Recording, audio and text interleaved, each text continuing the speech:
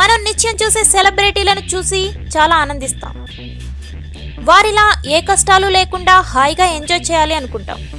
కానీ వారి వెనుక కూడా కష్టాలు ఉంటాయని, వాటినన్నిటినీ దాచి మనకు ఆనందం పంచుతూ ఉంటారని చాలా మందికి తెలియదు. ఇప్పటి వరకు మేము చెప్పింది దగ్గుబాటి రానా గురించి. రానాకి కష్టాలు ఏంటి అనుకుంటున్నారా?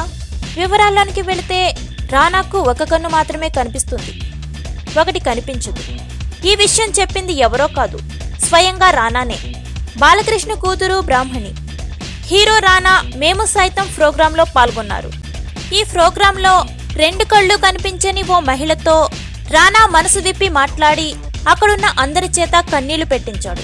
ఆమెతో మాట్లాడుతూ దేవుడు కష్టాలను ఎక్కువగా ధైర్యం ఉన్నవాళ్ళకే ఇస్తాడని, అందుకు నేను కూడా ఒక ఉదాహరణే అని, ఎందుకంటే నా 2 కళ్ళలో ఒకటి కనిపించదని అందరి ముందు ఓపెన్ గా చెప్పేశాడు.